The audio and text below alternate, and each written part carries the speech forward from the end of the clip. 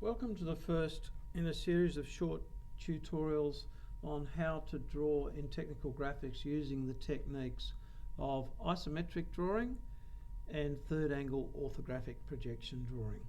These two techniques form the basis of many technical drawings that are used throughout the world. They're a way of communicating what a finished product will look like during the design stage, and they're also another way of communicating specific details regarding to dimensions or measurements.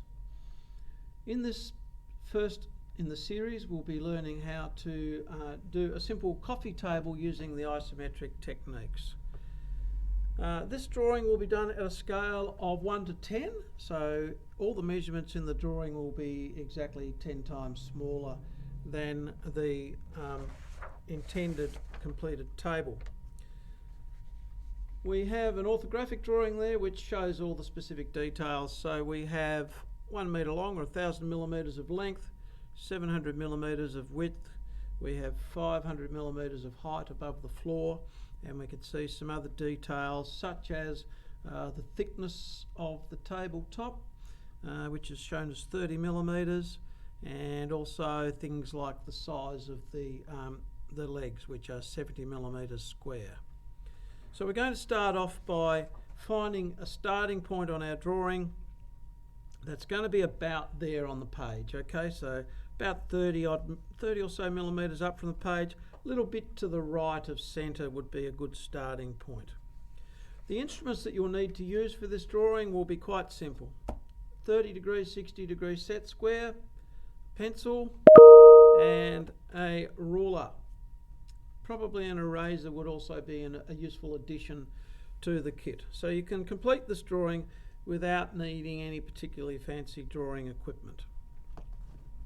First thing we're going to do is draw a 30 degree axis or a 30 degree line out to the left from that starting point. There it goes. I'm deliberately keeping this nice and light because some of these lines will need to be rubbed out later, and if you do them as a heavy line, it's going to make it difficult. Now if I sit the, I won't try and repeat this too often, but what I'm doing is lining up the bottom of the set square with the top line in the border.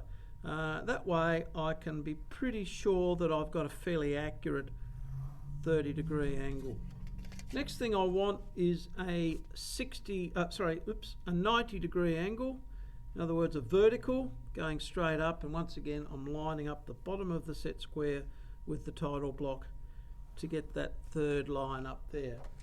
This is sometimes known as the chicken's foot for obvious reasons.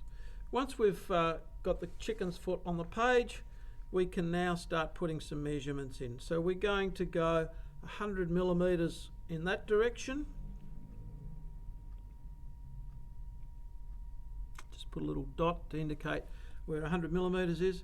We're going to go 70 millimetres in that direction. That's the 1/10 scale of the 700 millimetre width of the table. When we have those two positions identified, we can now carefully align our set square to put a vertical line in at that point, and another one over here.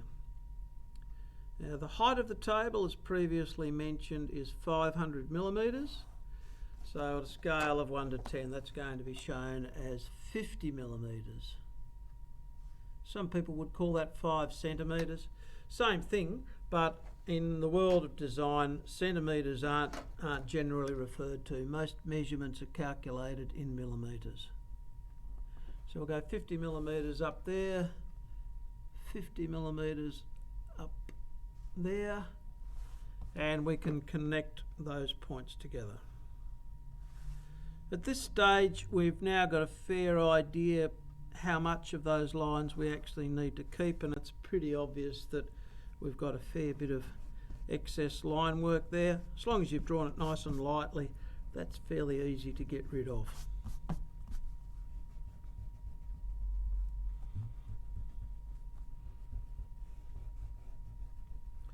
And we've got a need for 2 more 30 degree angles, one running up that way and one running in that direction. It's not quite so easy to actually draw this 30-degree angle because actually I could almost get away with it. Yeah, I think I probably can actually. So once again, I line up my set square with the top of the border or the title block, and I shoot a 30-degree angle in that direction. And I've got to do the same over the other side, and yes, that will work as well by lining up. So we're getting, even though we haven't got access to a drawing machine or a T-square, we can still guarantee that that's quite accurately 30 degrees. Once we've done that, we can start thinking about putting the legs into the drawing. Okay, so if we just have a quick look back here at our original sketch, we can see that 3 edges of that front corner leg are fully visible, plus the top. That leg there's got a hidden bit going through there. Same deal for this one over here. There's a little bit of that line there that's hidden. And we can't see much of that back leg at all because that's almost fully hidden. If we were to measure 50 millimeters down below that, we'd end up at about this point here, which is well hidden underneath the table. So we're going to measure 7 millimeters, which is 1/10 of the 70 millimeter size of the legs. So either side of that little corner there, I'm going to go 7, and I'm going to repeat that process on each of the other corners in both directions, 7 millimeters out in both directions.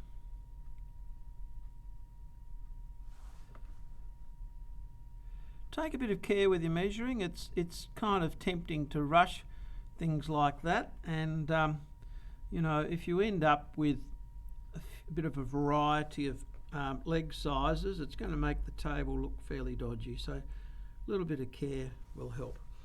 Now, the easiest way to sort of complete the end of those legs is to do a little line going that way that connects up over here, but we don't need to draw it all the way through. Do the same back that way and repeat that process in each direction from each corner.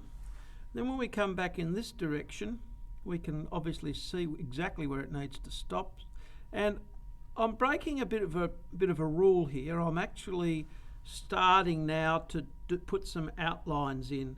Normally we'd wait until the drawing was completely finished before we added outlines. But for the purpose of the line work showing up well on the camera, I've decided to break that rule. And I'm going to go around each of these legs now and complete the top corner. You end up with a shape that most people would refer to as a diamond shape. And it's actually an isometric square. It's an isometric view of a square, but when drawn in this manner, it looks more like a diamond shape.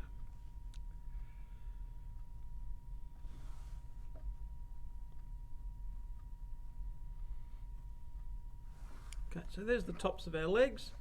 We know that we can fully see that corner down there, so now would be as good a time as any to outline that. That corner there is perfectly visible. Now, in order to make it nice and upright, I'm going to align the top of the set square with the top border on the drawing sheet. Line it up with that point there, draw it straight down. Now, I've got to be a little bit careful with the next one because some of it's going to be hidden. So I'm going to avoid the temptation to outline any of that at this point in time. And I'll just do a light line down there. And I know I'm going to see the bottom of that leg at 30 degrees going back in that direction, so I'll put that in dark, but I'll worry about outlining that line a little bit later. This front leg, or the front corner leg, I can draw as an outline, and the 2 other corners I can also draw as a full outline. Once again, taking care to get that nice and vertical. If they're a little bit on a lean, as I said before, they will look a bit dodgy. Now I've already got the bottom lines there, so we may as well outline them. This one over in this corner, we will see all of that line. This corner here, we will see all of that.